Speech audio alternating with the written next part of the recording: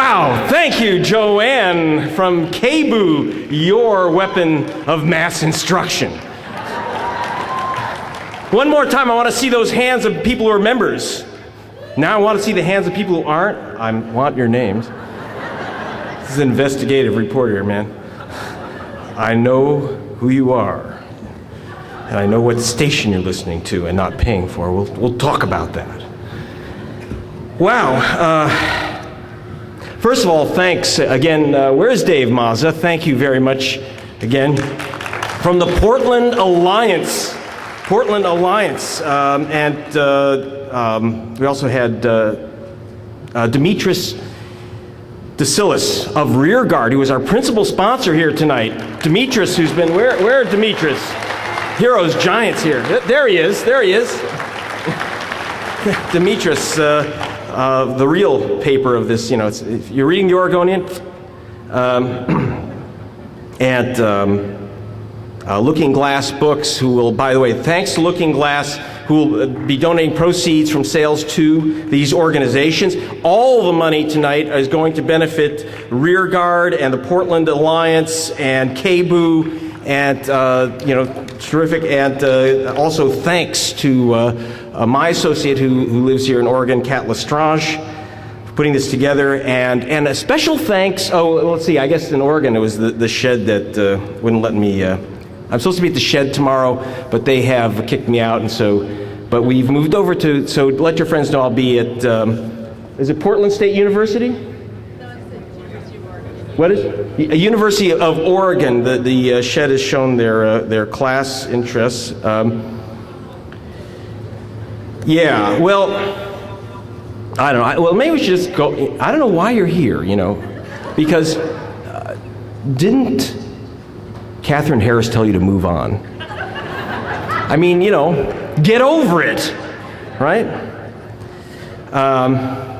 So how many of you heard our president last week, his high noon speech, 48 hours for Saddam to get out of town?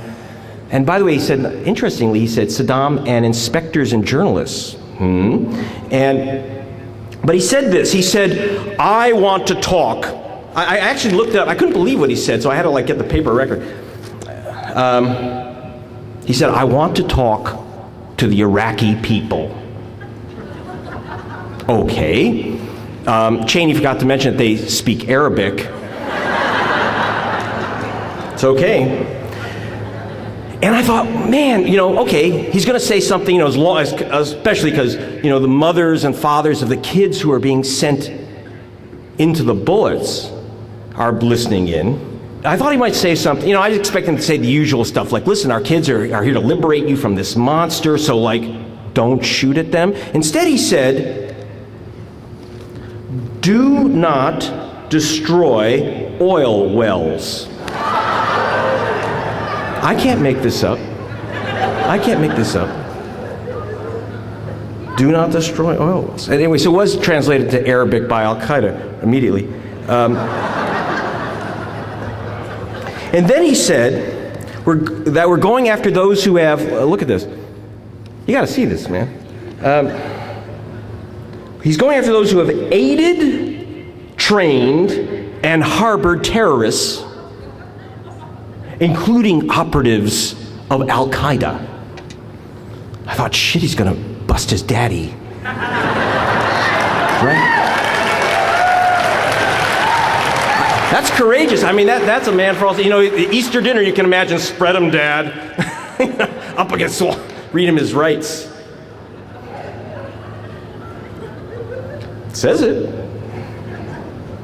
And then he said here, war has no certainty except the certainty of sacrifice. And and I guess he would know. He was a war hero himself during Vietnam. I heard laughter. He was. No, he was a fighter pilot during the war in Vietnam in the Texas Air Guard, which is kind of a weekend war hawks army for those afraid the warriors afraid of the sight of blood, especially their own. And but he was actually quite fearsome. During the war, in fact, his reputation as a fighter pilot was so fierce that the Viet Cong didn't even dream of attacking San Antonio. And I was bringing this up here because I'm at the school, because our president's very concerned. He's fighting in the midst of everything he's doing, Bush at war. He's fighting on three fronts. He's fighting the war against Saddam, the war against Osama, the war against affirmative action, right? He's very concerned. He's been in places like this, seen too many black kids in college, and he immediately said he's fighting affirmative action.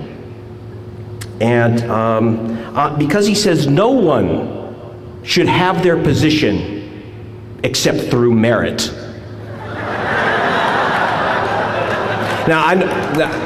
Okay, I know what you're thinking, but it's not true. He actually had to take a test.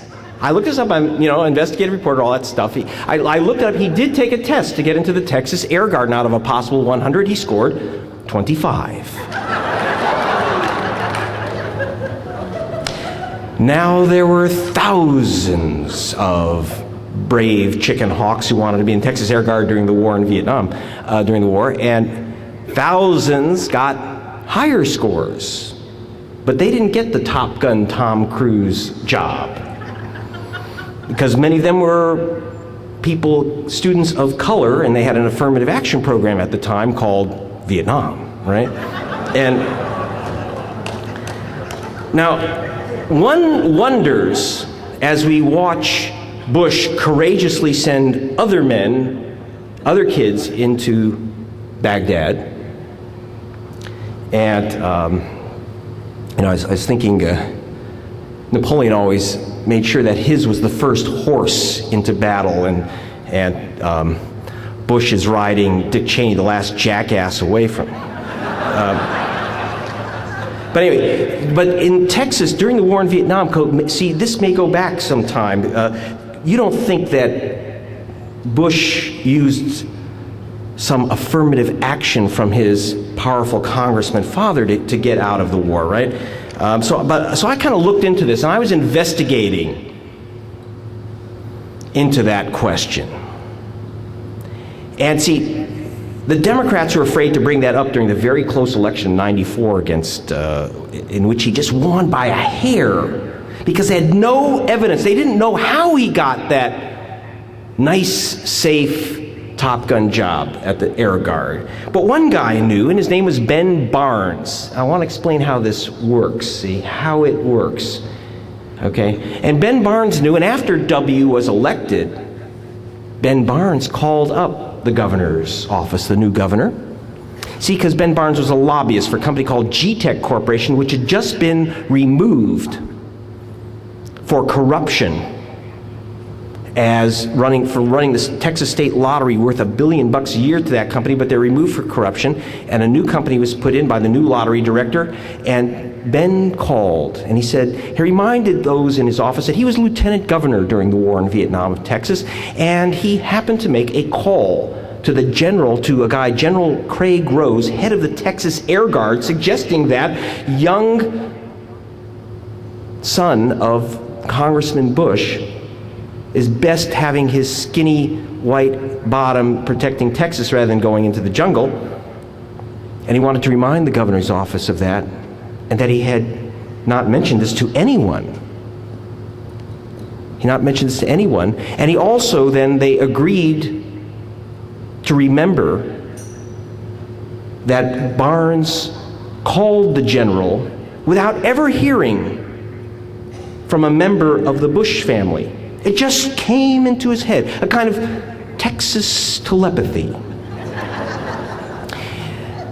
The governor was ever grateful for him remembering that he did not get a call, and the Texas Lottery Commission fired the lottery director that got rid of G-Tech and gave the corrupt corporation G-Tech a renewed contract in perpetuity, no bid, and Ben Barnes received a fee of $23 million from G-Tech, And now, I had this information, but now what I don't want you to do is make a connection between the 23 million and our hero's war record, that it was bought. But I thought that you should know what can be paid to keep someone out of war. See, so he's the ultimate. He will go to great lengths to avoid war if he has to be in it. So now, one of the things I wanted to talk about tonight is who's winning the war, right? Who's winning the war? All you peaceniks, you want peace, but, come on. Someone's going to win. Put down your bets. Who won the first Gulf War? Does anyone remember? Who won Gulf War Part 1? Round 1. And, well, Saddam, okay, he did pretty well. How about Chevron Oil? After Daddy, well, remember, it was supposed to be the Kuwaitis, right? They were going to get democracy. Remember democracy? And the women were driving cars, and they were going to democratize. They were going to have a democratic monarchy and all that stuff. But I'm waiting. It's been 12 years. Anyone seen the election returns from Kuwait? So that was democracy, just like we brought democracy to Afghanistan. One warlord, one vote. Right? And now we're bringing democracy to Baghdad. They're going to have an unknown number of years under a guy from Texas named Tommy Franks, the head of our military, which is very interesting because then we'll have, after we depose Saddam Hussein, there'll be Tommy Franks, General Tommy Franks in charge. The Iraqis have been already told. And he will be assisted, by the way, they've already designated an executive from Phillips Petroleum and British Petroleum, there's an alliance, to run the oil fields. But that means that Iraq will then have a military dictator with weapons of mass destruction. So are we going to have to take out like Tommy Franks, Yeah.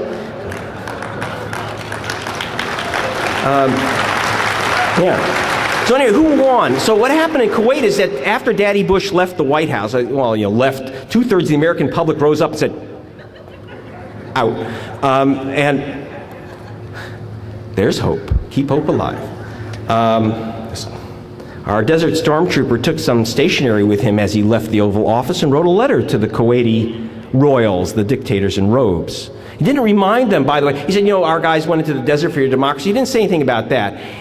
He wrote them a letter saying, the royals, Daddy Bush, please give an oil concession to Chevron Oil Company.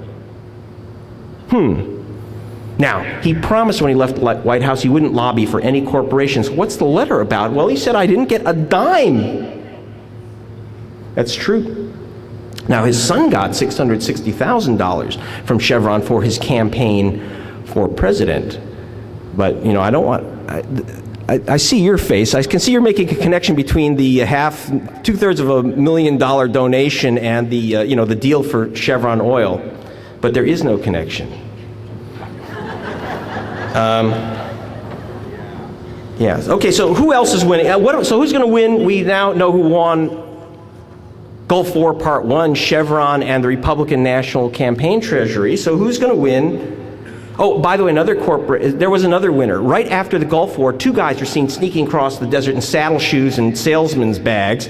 Marvin and Neil Bush, who were selling pipeline systems in Arabia for Enron Corporation. And some radical commentator, I think it was Howard Zinn, said, do we send 500,000 boys into the desert so that the Bush family could ring the cash register? Actually, it wasn't Howard Zinn. It was Norman Schwarzkopf made that comment. We haven't heard from him since. Missing in action. He's a big guy to hide. I wonder how they did it. Yeah, so who's won? Who's going to win Part 2, Gulf War Part 2? And I don't want any nominations for Part 3, Part 4. We'll be meeting again for that one next year. Halliburton, I got a nomination. Bechtel, I got that's a good one. Any others?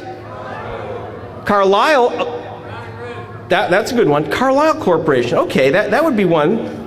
Actually, our president just asked Congress for $75 billion, and they turned it down. They gave him $80 billion. And not that they're slavish lapdogs. But you know what it's for? This is very important because, times are tough. And we just, 2 weeks ago, announced that women on Medicaid, pregnant women on Medicaid, will no longer receive medical care. And, of course, the Portland School District is safe now from attack by Saddam. And school year is a little short, I understand. But we still got $450 million in this little package for a company called Carlyle for a weapon called the Crusader, and nearly $500 million, which is which is a great name for a weapon as you're about to attack another Muslim country, right? The Crusader. And then Richard the Lion-Hearted machine. But it's actually a self-propelled howitzer, what's called kind of a tank. The problem is that the self-propelled howitzer doesn't propel itself so well. It's kind of clunky, so you have to put a bulldozer in front of it to clear a path. And the military dictator designate Tommy Franks of Iraq has said that even he doesn't want this thing because he can't find any guys to go into the bulldozer. And so they got $450 million to wind down the project. Hey, when I wind down, I get a glass of wine and veg out in front of the tube or something. They get $500 million. Nothing to do, by the way, with the fact that Daddy Bush is on their payroll as an arms dealer to Saudi Arabia and Asia, or that his son, our president, was actually also on the payroll of Carlyle Group, and he was put on the board of one of their subsidiaries. Now, this was merit. I don't want anyone to think there's affirmative action going on here. That he was put on because of his business acumen, and it's not his fault that the company almost immediately went bankrupt. And sharp as a marble. And 25 out of 100, right? If it's multiple choice, that's like random. I don't get it. Okay, other nominations? My personal favorite, front runner for me, is Lockheed Corporation. I've gone through the lifetime with givers to the Bush political campaigns, and they're way up near the top, Lockheed. And they're coming in on the new extra money to fight the war on terror. The Virginia-class submarine, which was designed to hunt Soviet subs, which, there aren't any Soviet subs, so that doesn't stop these patriots. What they've reconfigured this to be a mean, lean war on terror machine. And they, first it was like for Afghanistan, then I showed them the map, it's landlocked. But then they showed me the map of Iraq, which has a little beach at the end. If you look at those maps, it has a little beach, and they said, we can land. What we're going to do is we're going to change this machine. It's been reconfigured to land commandos on the beach to fight, the cells of terrorists and bad guys. And I said, okay, the Israelis, they don't have as big a budget. They use canoes, but, and I said, but the main thing is, one of these suckers is as big as this gymnasium, bigger, right? And I said, how do you sneak it up to the beach, right? And they said, Mr. Palast, now don't be ridiculous. We wouldn't sneak the sub up to the beach. We've reconfigured the torpedoes to stick 9 Marines in them. We shoot them. I don't make this up. $1.5 billion a boat. And our president thought this was so neat, he's ordered 3 dozen. Maybe we can hold classes inside the boats. By the way, you know how you get the guys into the torpedoes? You don't go into the torpedo, you go in the bulldozer, right? Any other winners? Richard Pearl, from a nominee from that. Yeah, Richard Pearl and Adnan Khashoggi. My colleague Cy Hirsch, lucky guy, another one fired from the New York Times, exposed a deal between Richard Pearl, who's the guy who conceived of the war, who said we had to attack Iraq because of September 11th. He wrote this 4 years ago.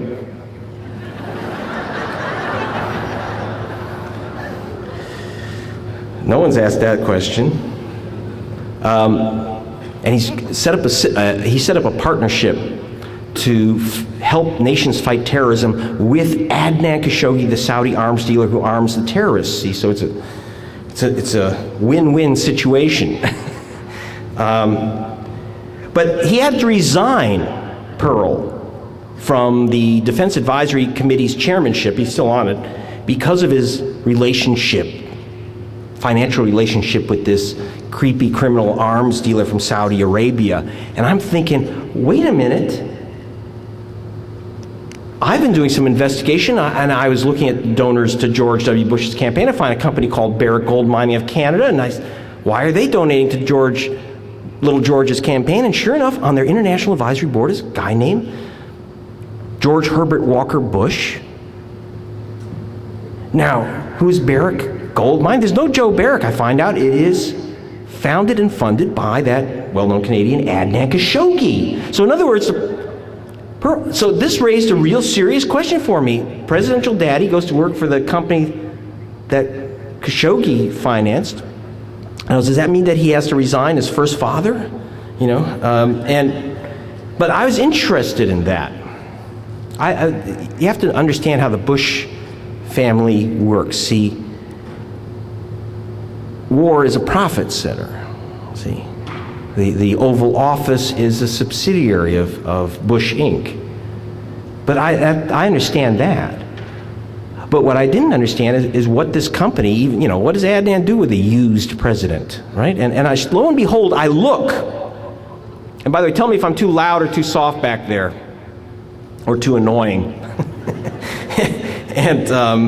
or too subversive. Can't be too subversive today.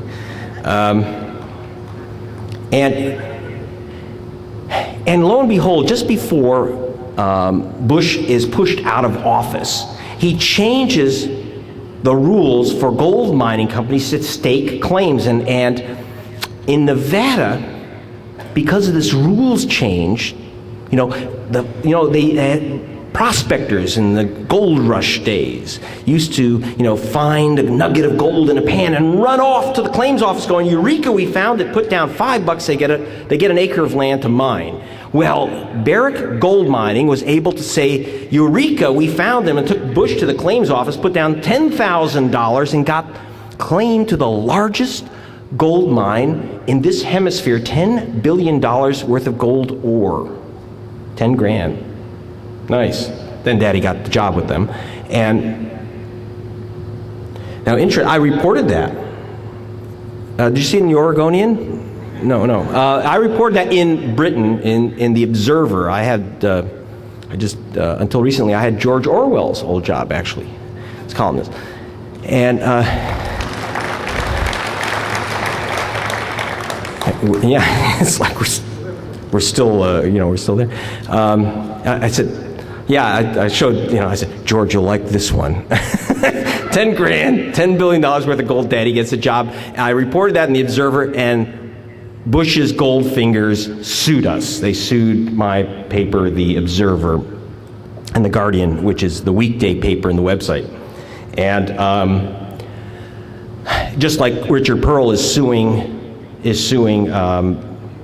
the New Yorker and Seymour Hersh for that story in Britain, because there's no First Amendment in Britain. There is no written constitution there, by the way. The USA is fantastic because we literally are the only country on this planet with a right to freedom of speech and freedom of press. I take that pretty seriously, and I'm campaigning for that in Britain. If you read the book, the last chapter, I'm campaigning for that in Britain. And, you know, that they need a First Amendment. They can borrow ours. We're not using it, right? And yeah. So I've been sued by these guys because they said, they didn't deny that Bush got the 10 grand, that Bush got the job, that they put down 10 grand for a claim, Adnan Khashoggi, the gold mine. But they said any reasonable person under British law, I'd be liable, because they said any reasonable person reading these facts, gold mine, the job, would conclude that they're connected. So I let my paper, I told my paper, go ahead, because one of the reasons, like KBOO, the Observer and Guardian, are run by a not-for-profit foundation. So, you know, it gives me a lot of freedom, but not a lot of cash to defend against armed and dangerous billionaires. So we signed a paper saying that there was no connection to the courts. So I want you to think about that a minute, which is, let's see, W got the donations, and Barrick got the gold mine, the public got the shaft, Poppy got the job, and there's no connections, right? Which still didn't answer for me why, you know, what are they going to do with this used president? Is this clearer when I talk this way? So I looked, and on their website said that Bush and his company and the international advisors helped the company Barrick get a gold mining concession in Tanzania. I said, what's that about? What do they need him for? The answer was a very politically sensitive situation because Barrick was trying to buy a property from another company, but it was worthless because there were Tanzanians already mining it. They had, you know, the miners, the prospectors with their little claims and their little pits and hats and mules. Tanzanians, which creates it was a very uncomfortable situation in which the Bush and the Canadians and the Saudis gold were underneath all these Tanzanians in Tanzania. So they decided to move them out, and the company they're bargaining with, realizing they couldn't make the sale unless they cleared it, so they moved bulldozers across the property. August 1996, and they smashed down all the workers' houses. They destroyed their mining equipment. Military police firing weapons. They filled in their mining pits with the bulldozers and cleared out more than 30,000 miners. All but 50, because 50 were still in the pits when they covered them over. And I reported that too, and they sued me. They sued the paper. And I said, okay, give me your side of the story. They said, there's no side. We want you to sign a document that says that you can, quote, happily confirm that no one died in the peaceful clearance of the mines. I said, what's your evidence? And they said, our evidence is we're billionaires, you're not. Sign. I said, I need a little bit more than that. So I encouraged, and our paper encouraged, a guy named Tundu Lissu, L-I-S-S-U.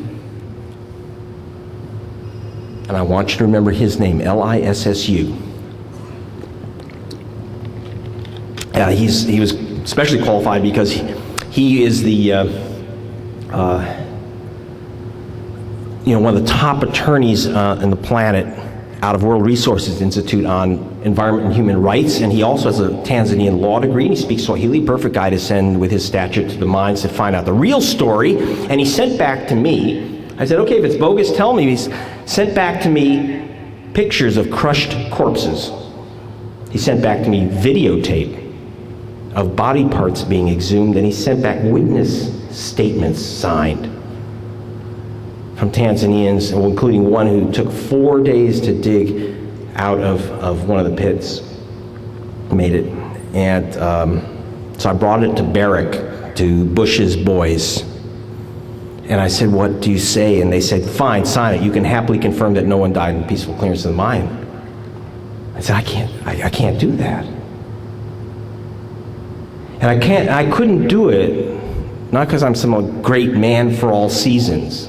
I was bleeding money, and so is the paper.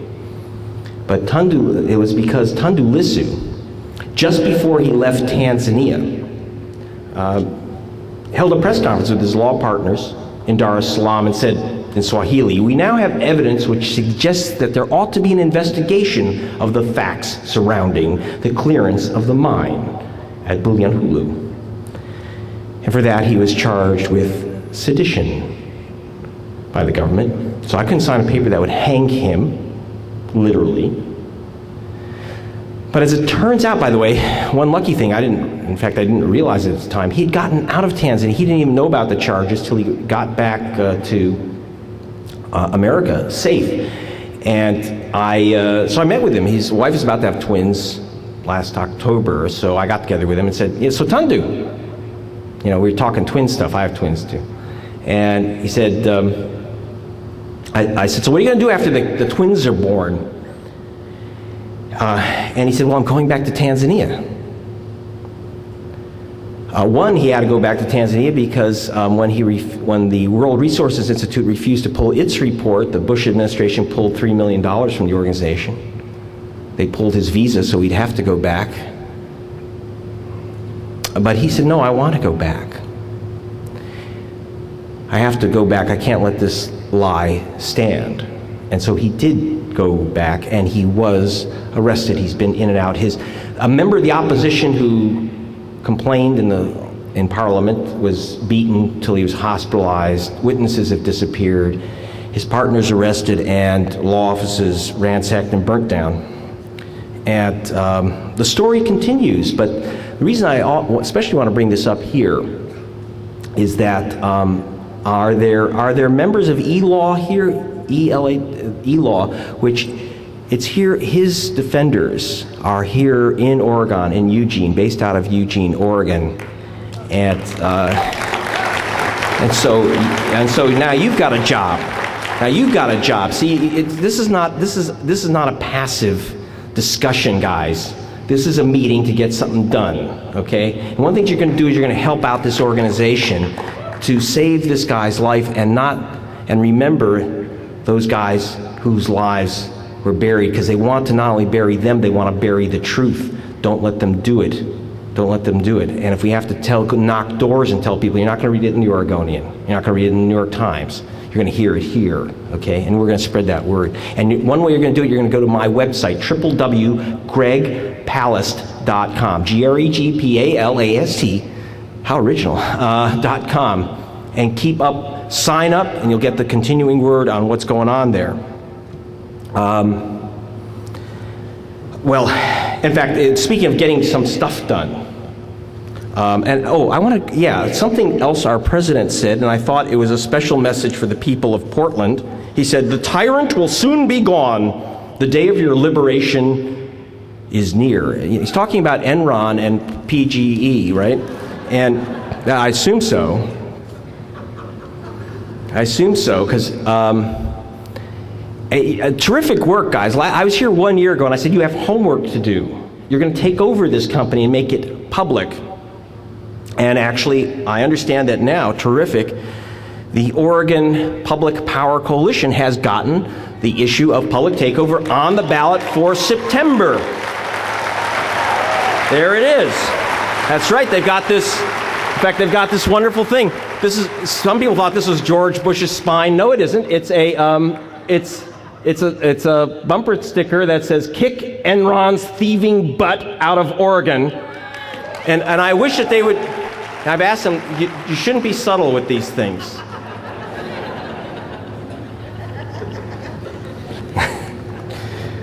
Well, yeah, and let me talk to you about that. We're here to get some work done, okay? First of all, there's some giants here working on this. Where's Dan Meek? Is he here? Where's Dan? Stand up. He should be easy to see because he's like 9 feet tall, at least morally, politically. Here's Nancy Newell right here. Please stand up.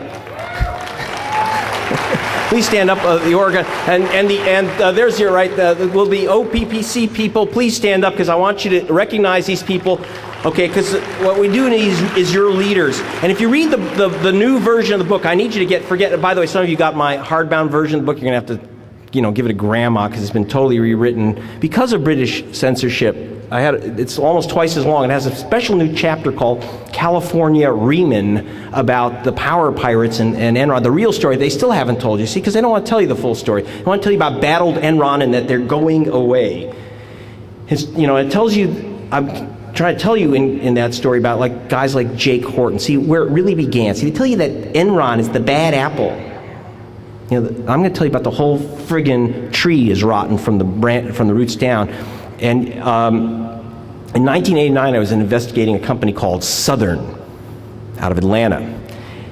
And they had a vice president named Jake Horton who recognized that he was going to take the fall because the company was caught bribing utility commissioners. Can you imagine such a thing?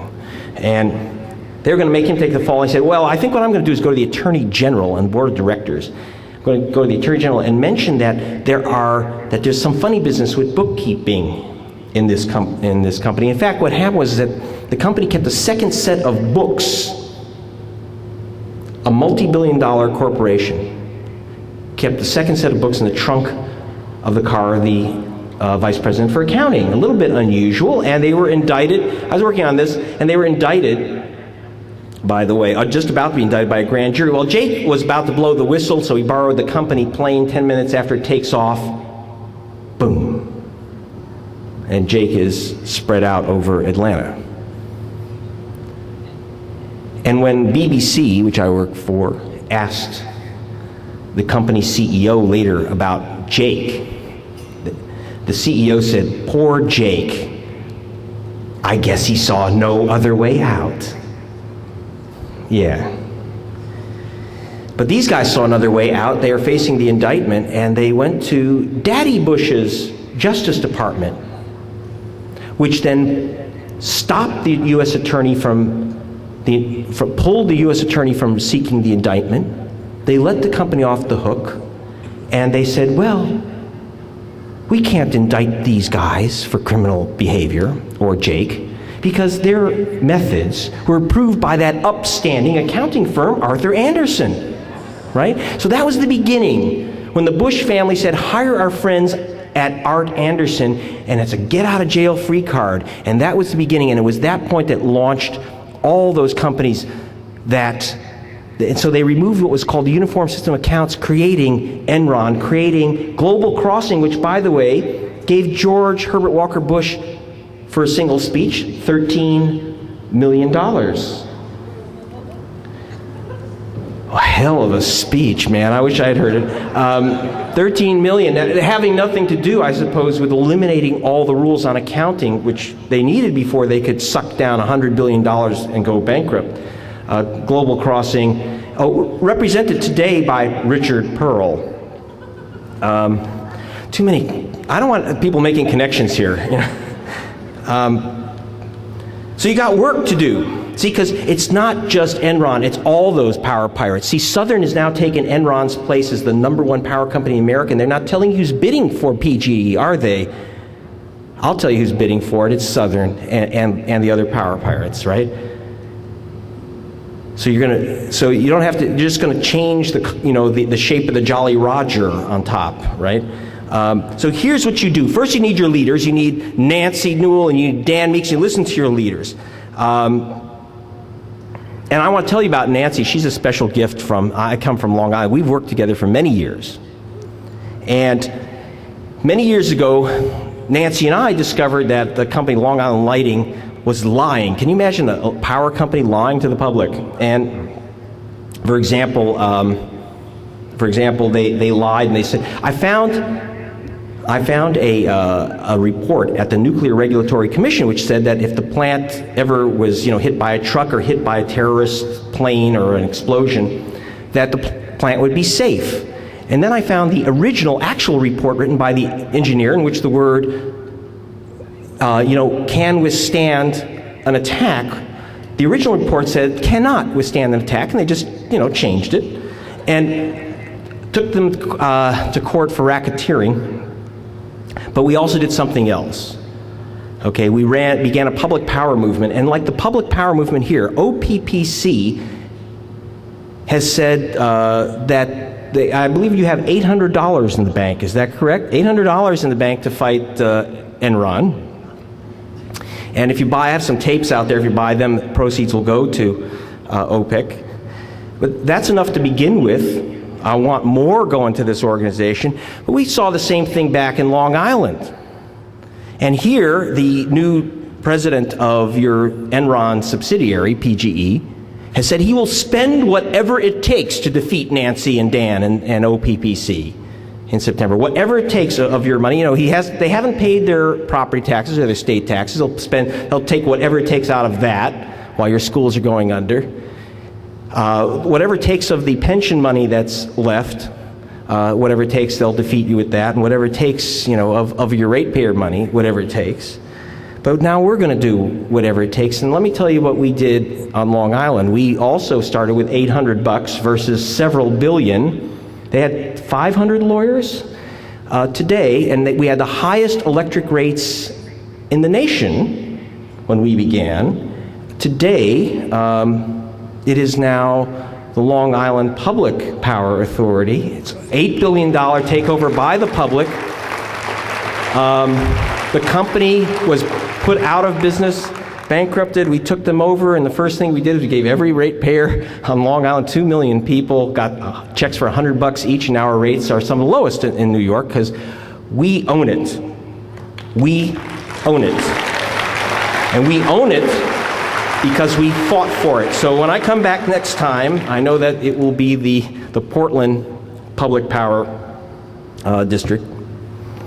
So you got to sign up. Sign up on my website too. There'll be sheets at the back, and I'll be trading those with Nancy and the crew.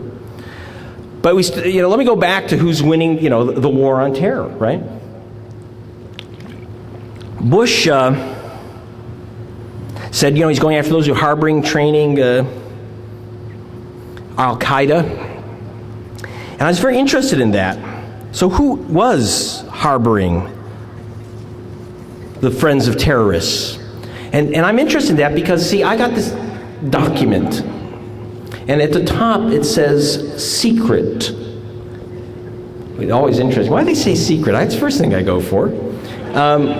Secret, and then it says on the left side here, it says 199I, which means National Security, WF, which means Washington Office of the FBI. By the way, anyone here from the FBI? Because I got your... Come up later if you want. Very interesting document. And actually, I should tell you how I got it. 'Cause you'll see throughout the book, I have all these documents marked secret, confidential from the World Bank and from, and I usually am I usually don't tell you. And by the way, if you have any secret documents, I have a coupon at the back of the book that you cut out and you staple to the document. I will, really. Okay. So tell me if you need to, we might have to take a 2-second break here.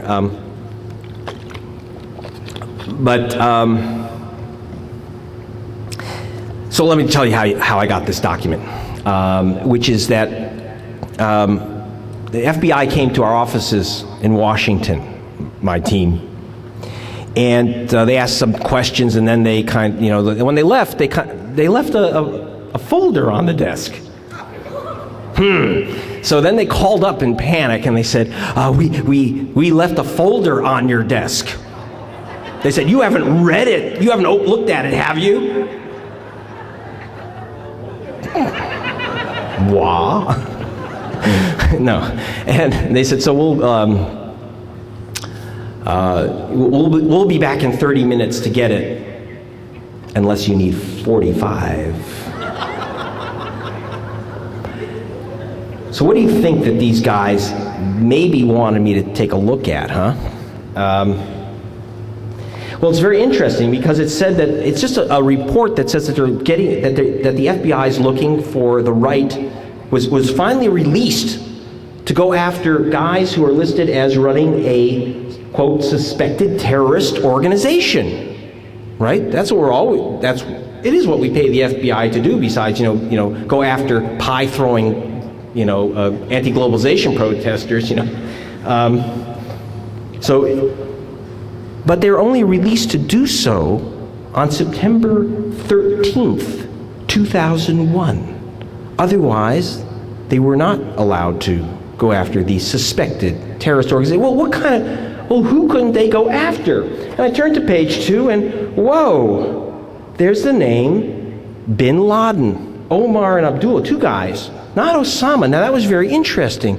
2 guys in the United States. Now, I didn't understand this because, see, you have to understand, our president and his daddy have said, the Bin Ladens, they're really just folks. And, after all, they've funded Carlyle Corporation, and they and their buddies in Saudi Arabia have funded all our oil operations, Harkin Oil. They're our friends with Adnan, and so they're good guys. There's only this one black sheep, Osama. But see, the FBI thought that there were a couple gray sheep that they ought to talk to, but they weren't allowed to. By the time they were released after the attack of September 11th, these 2 birds had flown, see? The FBI agents were not too happy about being told not to look. Why didn't we see what was coming? And they said, because we were told not to look. Now, the one thing I want to be very, very clear about, we had no evidence, and I'm not kidding you, at BBC or the Guardian papers, that Bush knew in advance about the attack of September 11th. In fact, and that he knew something we just had no evidence. In fact, our rule at BBC is that if anyone ever accuses George W. Bush of knowing anything at all, you better have documentation. And that's true. We're tough on, we're strict. And, but what we're talking about is a money poisoning of our system. As the agents said, and the CIA agents, and the DIA agents, and the FBI agents, and at all levels said we could not. It's not a career maker to say, we should be looking into.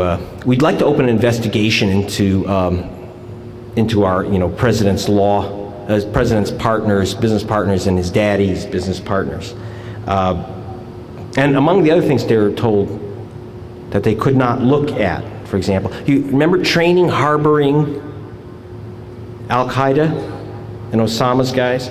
Well, see, for publishing that FBI story and several other related matters, we received, BBC and The Guardian, my team, received an award from the California State University for having one of the most censored stories of the year in America. And this was all over the world. Actually, this is really true. Noam Chomsky said, I saw your story on the front page of the Times of India when he was in Delhi. He says, why wasn't that in the American papers? That was one of the weirdest. I explained to Chomsky, well, some news in America is manufactured, and it was like this weird reverse. It's why I don't understand why he's 74 and has hair. But it was great. But it was fun. So we got this award for a story which was kind of blacked out, smashed up against the electronic Berlin Wall. I did get it on KBOO, by the way. The crack in the electronic Berlin Wall, picking up Democracy Now! And so one of the other things we learned about when we talk about harboring, training Al-Qaeda is that we had on a State Department official who said that during the 1980s, he's a lawyer, said that during the 1980s he was asked to issue visas to guys from Saudi Arabia who said that they were engineers going to an engineering conference. And he said, okay, what engineering school did you go to? And they said, we don't remember. Suspecting that something might be wrong, he denied the visas, and then they pulled him over the intelligence agencies and State Department chiefs and said, no, you issue the visas. So he looked around and said, who are these guys? He said, well, they work for this terrific guy who's helping us out in Afghanistan named Osama bin Laden, see? And so they were taken to the United States where we trained and harbored them to send off against the evil Russian bear in Afghanistan. Except, see, terrorists kind of work like homing pigeons. They come back. See, it's just like, see, so it's more Frankensteins that we create. And the administration is so shocked when the Frankensteins created out of their Frankenstein factory come back and haunt us. You know, like the other thing that we discovered, you'll find in the book that we also reported, is that how did Saddam Hussein get this like nuclear radioactive erector set in the rumpus room of his palace? You know, where did he get that stuff? And it turns out, I just spoke to a chief arms inspector, nuclear arms inspector for the UN a couple of days ago, and he thanked The Guardian for identifying 7 of the $10 billion that Saddam spent on his failed nuclear program. It doesn't work, but $7 billion coming from the Saudis during the. Now, how did that happen? How could that happen without the United States knowing about it and letting it happen? That Saddam got billions for his nuclear program. Because, you know, once you got, it's not only the money, but then you have to go out to, you know, nukes are us and, you know, buy all this stuff. And the answer is that this was during the Reagan-Bush administration, when this is, see, it was before the axis of evil. See, Saddam was our butcher in Baghdad. You know, that's where we got our chops, and he was fighting those nasty Iranians. See, so we gave him the nuclear stuff to use against the Iranians, right? Because just before the axis of evil, when the Iranians were kind of the unicycle of evil. See, and so it came back to us. So that's what I'm saying, you know, it's going to be uncomfortable times at the ranch at this holiday if they're really going after those who've supported terrorism, Dad. Now, by the way, no agent said to me, you know, we could have only gotten those bad guys, the hijackers, if only we didn't have some, you know, this Bill of Rights business.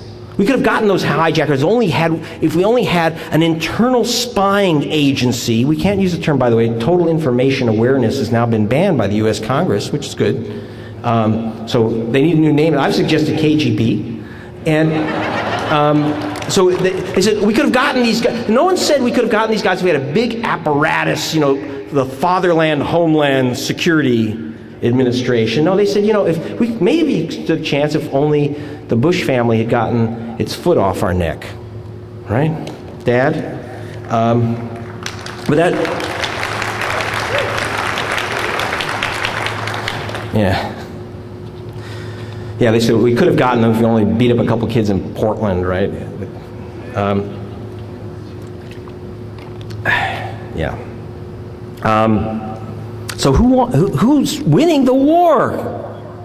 Who's winning the war? I mean, war on terror, we know who's going to, you know, we have our nominees to win the war on Iraq, Carlisle, Lockheed, Khashoggi, Pearl. Who's winning the war on terror? Fairchild. Well, Forbes magazine said it's a company said, this is a quote from Forbes, that the winner of the war on terror is a company called Choice Point. So who are they? Well, they're getting cool stuff. One of the reasons they're winning is that they have databases, 16 billion records on Americans. Cool for data mining, right? You know, the day that they removed medical care for pregnant women, the same day that money was moved over. $1 billion moved over to the FBI to expand its DNA database. They want your blood. And so who is the kind of vampire outfit that's supplying the DNA information? Choice Point. They do the airport screening, the immigration intake. They're ringing that terrorism cash register. But who are these guys? So for that, see, it rang a bell with me. I'm going to have to take you back to the 2000 election. Now, wait. I know we're supposed to move on, right? But if you want to know who's winning the war now, you have to know who won the election then. See, so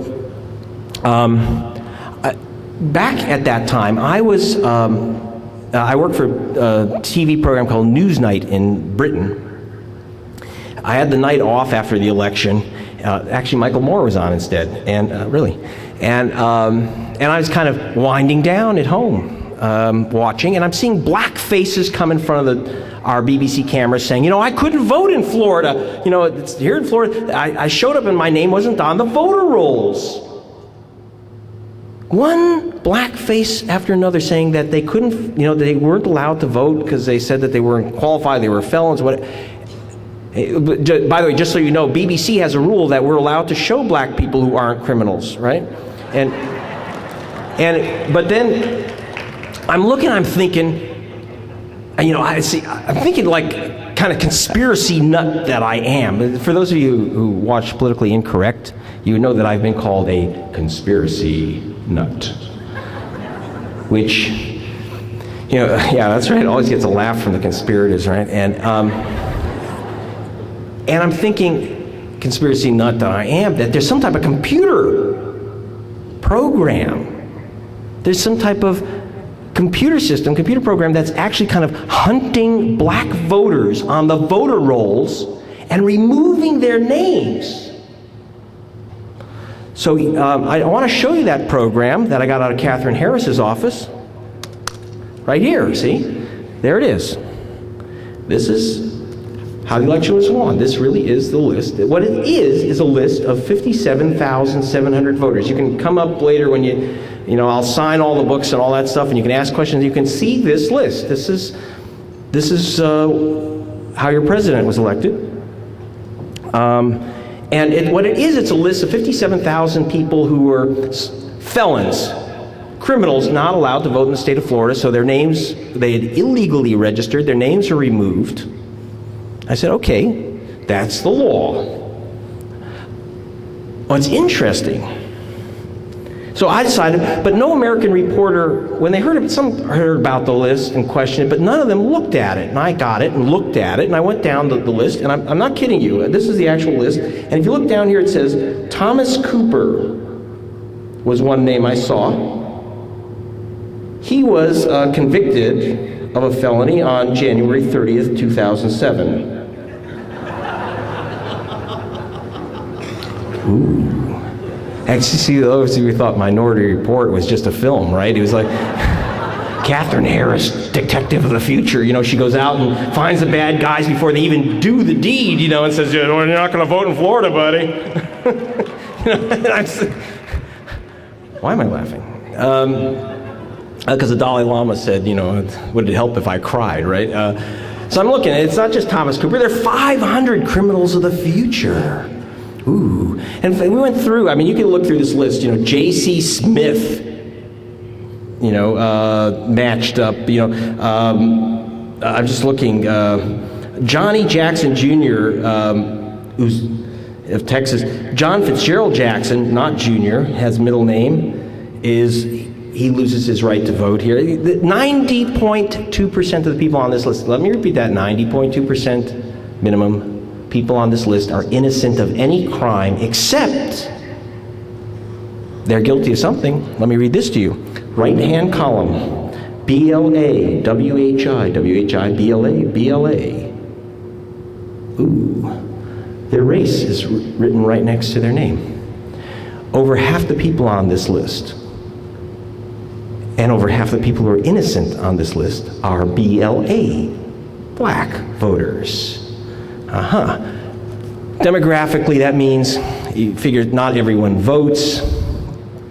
Some probable Bush voters here.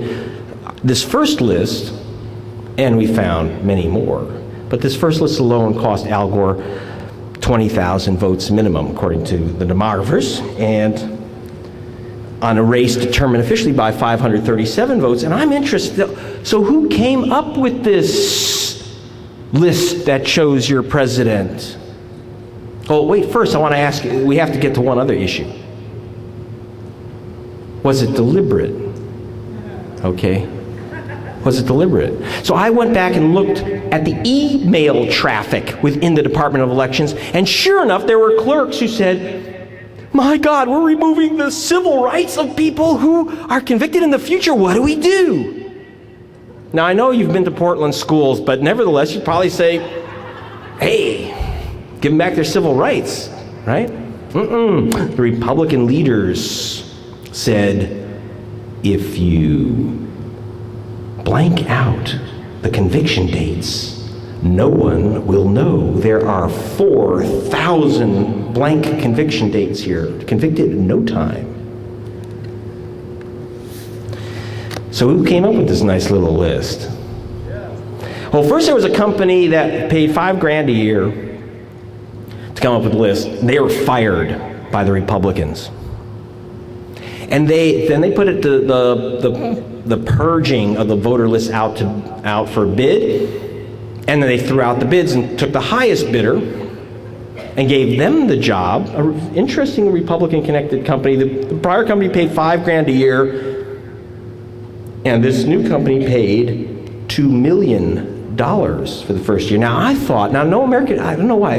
In Britain, we thought that was kind of interesting, worthy of investigation. Who are these guys? Well, the excuse for hiring these guys at 100,000% more than the other companies was that they could actually make sure that they didn't make any mistakes because they had 16 billion records on all Americans so they could cross-check. Choice point, the winners of the war on terror. Okay. The guys who picked the war on terror have now been picked, who picked the president have now been picked by our president, okay, to collect, right? So I was very interested in 2 million. So first of all, by the way, the 16 million, because if you check these names, they had people's addresses and credit card numbers, driver's license records. It would have shrunk to, according to the experts, from 57,000 to 57. 1 out of 1,000 may have been illegally registered. But hey, what else? Why 2 million? Even that's a lot for the record check. Well, it was explained when I found a document. There it goes again, marked secret and confidential. Why do they put that on? It's like I go right for it. So I found this document. It's in the book. They're paid $2 million specifically for, quote, manual verification using telephone calls. In other words, when you're going to remove people's civil rights, you don't just match up a name and a date and a birth date and a race. You call around to make sure you got the right guys. There's all kinds of methods of verification, and you keep lists, call lists. The experts tell me. So I called Choice Point and asked for their call list. The thousands of calls that you'd have to make. They said, there are no call lists. Really? I mean, $2 million to make the calls? You didn't keep any records? I mean, no records? Not even like a number or two on like a sticky pad or something? No. They said, well, so you have to understand, Mr. Palast, that we actually didn't have to, the state said we didn't actually have to dial the telephones to make these calls. Now, in Oregon, I knew you'd understand this, because it's like a kind of new age, especially in When I was in Corvallis, they all said, yeah, of course, you don't have to dial a phone, calls, no dialing, and I'm like trying to get my head into this space. I have a Welsh director who said, forget it, Palast, call up Catherine and ask her what this is about. Calls without dialing for $2 million. So she set me up to meet with her elections chief, who is her political Doberman, brutal guy, a beady-eyed guy named Clayton Roberts.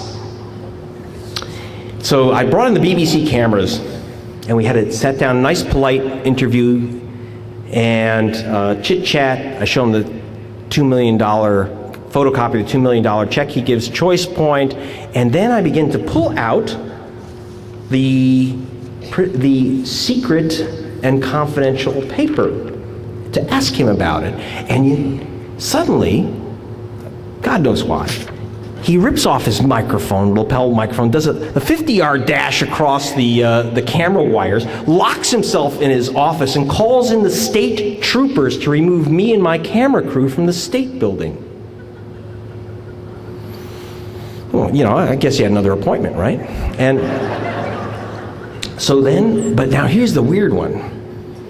While I'm being while he's doing the 50-yard dash, and I'm being, frog marched out the building with my cameras, PBS is filming me filming Roberts. Right? And it's like, now, this is a problem for PBS because this, here they have this long tradition which has now been broken. They actually have serious investigative reporting footage. Right? Now, what do you do with it? Now, they also have the problem that the director that they put on this film about the Florida election and the aftermath is a great Emmy Award-winning director, Danny Schechter, and he says, hey, great footage. He shows the Roberts bunny hop. He shows the documents. He shows the scrub list with the blacks being removed from the voter rolls. He hands it to PBS, and they say, oh, thanks, Dan. And you know what? I don't think we should put this up on the satellite. We're not going to transmit this on satellite. There are all kinds of reasons, and I know how difficult it was for PBS, so just to help them out, I made several thousand copies of it.